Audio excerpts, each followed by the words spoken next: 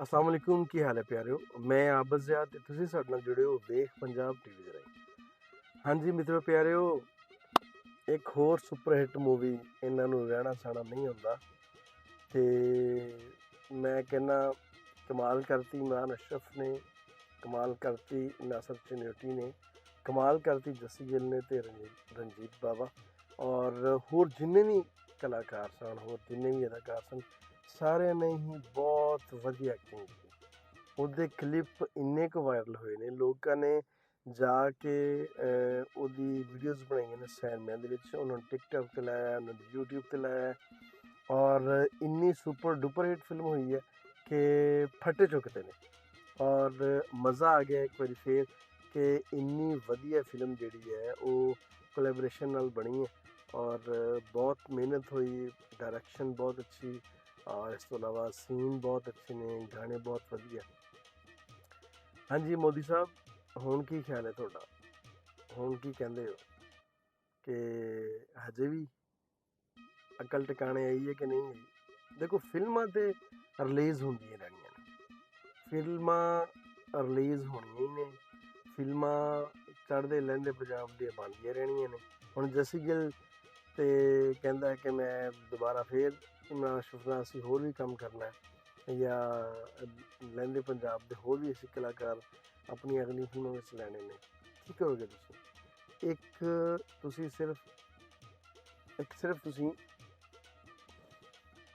ਸਿਰਫ ਤੁਸੀਂ ਆਪਣੇ ਮੁਲਕ ਵਿੱਚ ਬੈਨ ਕਰਕੇ ਫਿਲਮ ਨੂੰ ਤੇ ਉਹ ਕੀ ਨੁਕਸਾਨ ਕਰ ਲਿਆ ਤੁਸੀਂ? ਕੋਈ ਨੁਕਸਾਨ ਨਹੀਂ ਕੀਤਾ। ਨੁਕਸਾਨ ਜੇ ਤੁਸੀਂ ਕੀਤਾ ਹੈ ਤੇ ਆਪਣੇ ਲੋਕਾਂ ਦੇ ਜਜ਼ਬਾਤ ਦਾ ਕੀਤਾ ਹੈ। ਜੇ ਤੁਸੀਂ ਨੁਕਸਾਨ ਕੀਤਾ ਹੈ ਤੇ ਆਪਣੇ ਸਿਨੇਮਿਆਂ ਦਾ ਕੀਤਾ ਹੈ। ਜੇ ਤੁਸੀਂ ਨੁਕਸਾਨ ਕੀਤਾ ਹੈ ਤੇ ਆਪਣੇ ਸੈਂਸਰ ਬੋਰਡ ਦਾ ਕੀਤਾ ਹੈ। ਜੇ ਤੁਸੀਂ ਨੁਕਸਾਨ ਕੀਤਾ ਤੇ ਆਪਣੀ ਜਨਤਾ ਦਾ ਕੀਤਾ ਹੈ। ਉਹਨਾਂ ਨੂੰ ਇੱਕ ਵਧੀਆ ਫਿਲਮ ਉਹਨਾਂ ਤੱਕ ਪਹੁੰਚਣ ਨੂੰ ਤੁਸੀਂ ਰੋਕਿਆ, ਇਹ ਨੁਕਸਾਨ ਕੀਤਾ। ਤੇ ਤੁਸੀਂ ਹਮੇਸ਼ਾ ਨੁਕਸਾਨ ਕਰਦੇ ਹੋ, ਤੁਸੀਂ ਜਜ਼ਬਾਤ ਤੁਹਾਡੇ ਅੰਦਰ ਬਿਲਕੁਲ ਨਹੀਂ ਹੈ ਕਿਉਂਕਿ ਜਿਹੜਾ ਇੱਕ ਅਦਾਕਾਰ, ਇੱਕ ਕਲਾਕਾਰ ਹੁੰਦਾ ਨਾ, ਉਹਦੇ ਅੰਦਰ ਜਜ਼ਬਾਤ ਉਹਦੇ ਜਿਹੜੇ ਨੇ ਉਹ ਬਹੁਤ ਸੌਫਟ ਹਾਰਟਡ ਹੁੰਦਾ ਹੈ ਬੰਦਾ, ਅਤੇ ਉਹ ਹਮੇਸ਼ਾ ਇਮੋਸ਼ਨਲ ਹੁੰਦਾ ਹੈ।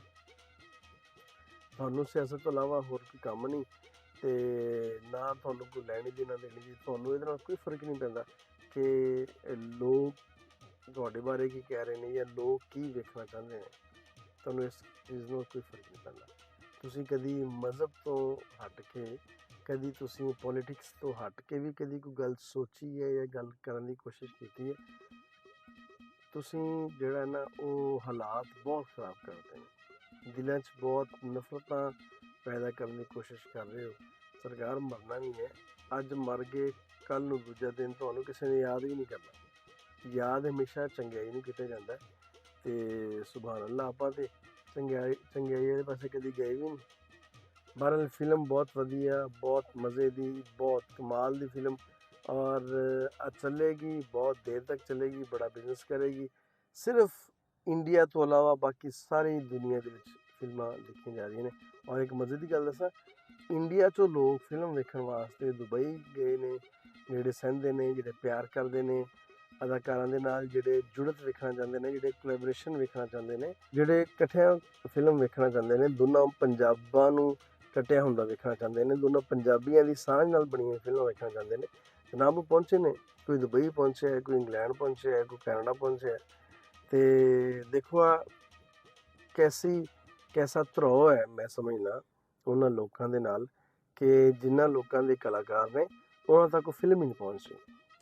ਅੱਜ ਨਹੀਂ ਤੇ ਕੱਲ੍ਹ ਇਹਤਜਾਜ ਹੋਣੇ ਨੇ, ਲੋਕਾਂ ਨੇ ਰੋਡ 'ਤੇ ਨਿਕਲਣਾ ਹੈ, ਲੋਕਾਂ ਨੇ ਤੈਨੂੰ ਬੜਾ ਮੰਦਾ ਕਹਿਣਾ ਹੈ। ਮੈਂ ਤੁਹਾਨੂੰ ਦੱਸੀ ਜਾ ਰਿਹਾ ਮੋਦੀ ਸਾਹਿਬ, ਅਤੇ ਤੁਹਾਡੇ ਜਿਹੜੇ ਨੇ ਉਹ ਮੈਨੂੰ ਐਵੇਂ ਲੱਗਦਾ ਕਿ ਜਿਵੇਂ ਤੁਹਾਡੀ ਹਕੂਮਤ ਦੇ ਦਿਨ ਥੋੜ੍ਹੇ ਨੇ, ਕਿਉਂਕਿ ਜਦੋਂ ਤੁਸੀਂ ਅੱਤ ਜਿਹੜਾ ਨਾ ਉਹ ਪੰਜਾਬੀ 'ਚ ਕਹਿੰਦੇ ਅੱਤ ਖੁਦਾ ਦਾ ਵਹਿਰ ਹੁੰਦਾ ਹੈ, ਅਤੇ ਤੁਸੀਂ ਜਿਹੜਾ ਨਾ ਸਰਕਾਰ ਉਹ ਅੱਤ ਜਿਹੜਾ ਹੈ ਉਹਨੂੰ ਜ਼ਰਾ ਘਟਾਓ, ਰੱਬ ਕੋਲੋਂ ਮਾਫੀ ਮੰਗੋ ਅਤੇ ਲੋਕਾਂ ਦਾ ਜਿਹੜਾ ਹੱਕ ਹੈ ਲੋਕਾਂ ਤੱਕ ਪਹੁੰਚਾਓ।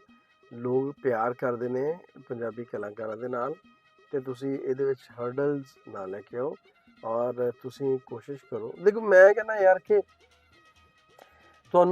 ਤੁਹਾਡਾ ਕੀ ਵਿਗਾੜ ਛੱਡਿਆ ਸੀ? ਜੰਗ ਹਾਰ ਗਏ, ਉਹਨੂੰ ਤੁਸੀਂ ਤਸਲੀਮ ਨਹੀਂ ਕੀਤਾ, ਲੇਕਿਨ ਅੰਦਰ ਅੰਦਰ ਆਪਸ ਵਿੱਚ ਖੁਸਰ ਫੁਸਰ ਕਰ ਵੀ ਆਪਾਂ ਹੁਣ ਹਾਰ ਗਏ ਹਾਂ, ਬੜੀ ਭੈੜੀ ਹੋਈ ਹੈ, ਬੜੇ ਛਿੱਤਰ ਪੌਲਾ ਹੋਇਆ, ਤੇ ਫਿਰ ਮਾਫੀਆਂ ਮੰਗੀਆਂ ਨੇ ਜਾ ਕੇ ਵੀ ਯਾਰ ਆ ਜੰਗ ਬੰਦ ਕਰਵਾ ਦਿਓ, ਤੁਹਾਡੀ ਬੜੀ ਮਿਹਰਬਾਨੀ, ਚੌਧਰੀ ਕੋਲੇ ਜਾ ਕੇ। ਤੇ ਚੌਧਰੀ ਨੇ ਫਿਰ ਸਾਨੂੰ ਰਿਕੁਐਸਟ ਕੀਤੀ। ਦੇਖੋ ਅਸੀਂ ਆ, ਅਸੀਂ ਪਹਿਲੇ ਕਿਸੇ ਨੂੰ ਛੇੜਦੇ ਨਹੀਂ, ਤੇ ਜੇ ਕੋਈ ਛੇੜ ਲਵੇ, ਜੇ ਕੋਈ ਭੂਰੀ ਪਾ ਲਏ, ਫਿਰ ਐਸੀ ਦੀ ਤੈਸੀ। ਆਹ ਤਾਂ ਗੱਲ ਵੀ ਸਿੱਧੀ ਹੈ। ਦੁਬਾਰਾ ਵੀ ਇੰਜ ਕरेंगे ਤਾਂ ਦੁਬਾਰਾ ਵੀ ਇੰਜ ਹੋਣੀ ਹੈ, ਲੇਕਿਨ ਦੁਬਾਰਾ ਤਾਂ ਕਰੇਗਾ ਨਹੀਂ, ਉਮੀਦ ਬੜੀ ਹੈ। ਤੇ ਯਾਰ ਆਹ ਗੱਲਾਂ ਜਿਹੜੀਆਂ ਜੰਗਾਂ ਵਾਲੀਆਂ ਗੱਲਾਂ ਮੈਂ ਤਾਂ ਕਰਨਾ ਹੀ ਨਹੀਂ ਚਾਹੁੰਦਾ। ਮੈਂ ਤਾਂ ਹਮੇਸ਼ਾ ਪਿਆਰ ਮੁਹੱਬਤ ਦੀ ਗੱਲ ਕਰਨਾ ਚਾਹੁੰਦਾ, ਔਰ ਪੰਜਾਬੀ ਜਿਹੜਾ ਹੈ ਉਹ ਹਮੇਸ਼ਾ ਪਿਆਰ ਮੁਹੱਬਤ ਦੀ ਗੱਲ ਕਰਦਾ, ਕਿਸੇ ਨੂੰ ਛੇੜਦਾ ਨਹੀਂ, ਕਿਸੇ ਨੂੰ ਤੰਗ ਨਹੀਂ ਕਰਦਾ। ਤੇ ਜੇ ਕੋਈ ਨਾ ਹਟੇ ਤੇ ਫਿਰ ਉਹਦਾ ਕੁੱਲੀ ਦੀ ਰਹਿਣ ਕੱਖ ਨਹੀਂ ਦਿੰਦਾ। ਤੇ ਪਰ ਅਸੀਂ ਆਹ ਕਹਿੰਦੇ ਹਾਂ ਕਿ ਉਹ ਸਾਰੀਆਂ ਤੇਰੀਆਂ ਰੰਜਿਸ਼ਾਂ ਇੱਕ ਸਾਈਡ 'ਤੇ ਨੇ, ਕਲਾਕਾਰਾਂ ਦਾ ਜਾਂ ਬੋਲੀ ਸਾਡੀ ਸਭ ਦੀ ਇੱਕ ਹੈ। ਪੰਜਾਬ ਦੋਵੇਂ ਇਕੱਠੇ ਅਗਰ ਇੱਕ ਦੂਜੇ ਦੇ ਨਾਲ ਮੁਹੱਬਤ ਵਾਲੀਆਂ ਗੱਲਾਂ ਕਰਦੇ ਨੇ ਜਾਂ ਫਿਲਮਾਂ ਹਿੱਟ ਹੋ ਰਹੀਆਂ ਨੇ, ਲੋਕ ਵੇਖਦੇ ਪਏ ਨੇ, ਤੇ ਤੈਨੂੰ ਇਹਦੇ ਨਾਲ ਕੀ ਫਰਕ ਪੈਂਦਾ ਹੈ? ਦੇਖੋ ਅਗਰ ਰੈਵਨਿਊ ਆ ਰਿਹਾ ਤੇ ਤੇਰੇ ਮੁਲਕ 'ਚ ਵੀ ਤੇ ਆ ਰਿਹਾ ਨਾ, ਤੇਰੇ ਮੁਲਕ ਨੂੰ ਤੇ ਫਾਇਦਾ ਹੋਏਗਾ। ਓਏ ਅੱਲਾ ਦੇ ਬੰਦਿਆ, ਅਕਲ ਦੇ ਅੰਨੇ ਹੋ, ਤੁਹਾਨੂੰ ਆ ਨਹੀਂ ਪਤਾ ਕਿ ਤੁਹਾਡੇ ਮੁਲਕ ਨੂੰ ਕਿੰਨਾ ਫਾਇਦਾ ਹੋਏਗਾ। ਸਾਡੇ ਮੁਲਕ ਵਿੱਚ ਫਿਲਮਾਂ ਹੁਣ ਲੱਗਦੀਆਂ ਪਈਆਂ ਨੇ ਤੇ ਸਾਡੇ ਮੁਲਕ ਨੂੰ ਫਾਇਦਾ ਹੈ, ਇਹਦਾ ਰੈਵਨਿਊ ਆ ਰਿਹਾ। ਕਿੰਨੇ ਲੋਕ ਜਿਹੜੇ ਨੇ ਉਹ ਇਹਦੇ ਨਾਲ ਜੁੜੇ ਹੋਏ ਨੇ, ਫੂਡ ਵਾਲੇ ਨੇ, ਸੈਨਮੇ ਵਾਲੇ ਨੇ, ਸੈਂਸਰ ਬੋਰਡ ਹੈ, ਜਨਤਾ ਹੈ, ਆਮ ਲੋਕ ਨੇ, ਇਹਦੇ ਨਾਲ ਕਿੰਨੀ ਜੁੜਤ ਹੈ। ਔਰ ਇੱਕ ਇੰਟਰਟੇਨਮੈਂਟ ਜਿਹੜੀ ਹੈ ਉਹ ਇੱਕ ਆਹੀ ਤੇ ਹੈ ਵੀ ਇੱਕ ਵਧੀਆ ਇੰਟਰਟੇਨਮੈਂਟ ਹੈ। ਇੱਕ ਮੀਡੀਓਕਰ ਤਬਕੇ ਕੋਲੇ ਇੱਕ ਵਧੀਆ ਇੰਟਰਟੇਨਮੈਂਟ ਹੈ। ਉਹ ਕੋਈ ਹੋਰ ਆਪਣੀ ਅਯਾਸ਼ੀ ਨਹੀਂ ਕਰਦਾ, ਆਪਣੀ ਫੈਮਿਲੀ ਦੇ ਨਾਲ ਜਾ ਕੇ ਫਿਲਮ ਦੇਖਦਾ ਔਰ ਸਿਨੇਮੇ 'ਚ ਜਾ ਕੇ ਦੇਖਦਾ।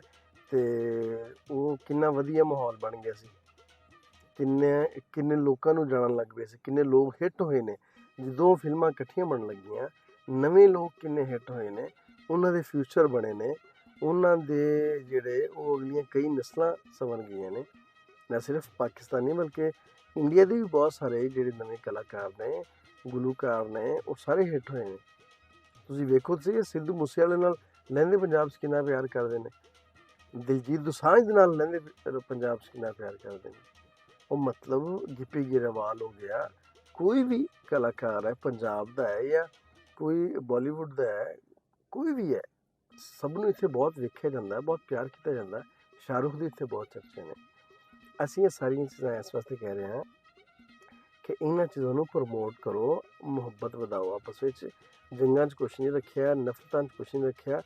ਪਿਆਰ ਮੁਹੱਬਤ ਵਾਲੀ ਗੱਲ ਕਰੋਗੇ ਤੇ ਤੁਸੀਂ ਇਸ ਦੁਨੀਆ ਵਿੱਚ ਵੀ ਵਧੀਆ ਲਫ਼ਜ਼ਾਂ ਵਿੱਚ ਜਾਣੇ ਜਾਓਗੇ। ਜਦੋਂ ਟੁਰ ਜਾਓਗੇ ਇਸ ਦੁਨੀਆ ਤੋਂ, ਫਿਰ ਵੀ ਤੁਹਾਨੂੰ ਵਧੀਆ ਲਫ਼ਜ਼ਾਂ ਵਿੱਚ ਯਾਦ ਕੀਤਾ ਜਾਏਗਾ, ਫਿਰ ਵੀ ਤੁਹਾਡੇ ਵਾਸਤੇ ਕੁਝ ਚੰਗੇ ਬੋਲ ਬੋਲੇ ਜਾਣਗੇ। ਇਸ ਵਾਸਤੇ ਅਸੀਂ ਨਫ਼ਰਤਾਂ ਮਿਟਾਈਏ, ਇਸ ਫਿਲਮ ਨੂੰ ਜ਼ਿਆਦਾ ਤੋਂ ਜ਼ਿਆਦਾ ਅਸੀਂ ਜਾ ਕੇ ਵੇਖੀਏ, ਤੇ ਇਸ ਫਿਲਮ ਦੇ ਵਿੱਚ ਜੋ ਸਬਕ ਹੈ, ਉਹ ਸਬਕ ਕਿੱਡਾ ਸੋਹਣਾ ਹੈ, ਉਹ ਅਸੀਂ ਜਾ ਕੇ ਜ਼ਰਾ ਇੰਜੋਏ ਕਰੀਏ ਤੇ ਉਹ ਸਬਕ ਨੂੰ ਆਪਦੇ ਪੱਲੇ ਨਾਲ ਬਣੀਏ।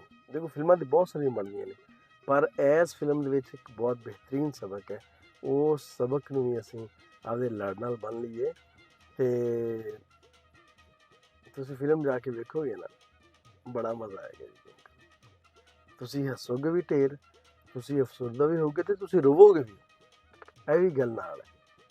ਲੈ ਫਿਰ ਹੁਣ ਜਾ ਕੇ ਬਸ ਤੋਂ ਬੰਦ ਕਰੋ, ਮਤਲਬ ਬੰਦੋਬਸਤ ਕਰੋ ਫਿਲਮ ਵੇਖਣ ਦਾ, ਤੇ ਫਿਲਮ ਵੇਖ ਕੇ ਕਮੈਂਟ ਕਰਕੇ ਦੱਸਿਆ ਜੀ ਕਿ ਤੁਹਾਨੂੰ ਕੈਸਾ ਲੱਗ ਰਿਹਾ। ਤੇ ਜਿਹੜੇ ਇੰਡੀਆ ਵਾਲੇ ਭਰਾ ਨੇ ਜਿਹੜੇ ਸਾਡੇ ਚੈਨਲ ਨੂੰ ਵੇਖਦੇ ਨੇ, ਉਹ ਵੀ ਦੱਸਿਆ ਜੀ ਕਿ ਤੁਸੀਂ ਕਿਵੇਂ ਫੀਲ ਕਰਦੇ ਹੋ, ਤੁਹਾਡੇ ਜਜ਼ਬਾਤ ਕੀ ਕਹਿੰਦੇ ਨੇ ਕਿ ਇੰਡੀਆ ਵਿੱਚ ਫਿਲਮਾਂ ਲੱਗਣੀਆਂ ਚਾਹੀਦੀਆਂ ਨੇ ਕਿ ਨਹੀਂ ਲੱਗਣੀਆਂ ਚਾਹੀਦੀਆਂ। ਇਹਦੇ ਨਾਲ ਹੀ ਮੈਨੂੰ ਦਿਓ ਇਜਾਜ਼ਤ, ਆਪਣਾ ਢੇਰ ਸਾਰਾ ਖਿਆਲ ਰੱਖਿਆ ਜੀ। ਜਿਉਂਦੇ ਵਸੋ ਤੇ ਖੇਡ ਖੇਡ ਹੱਸੋ, ਰੱਬ ਰੱਖਾ।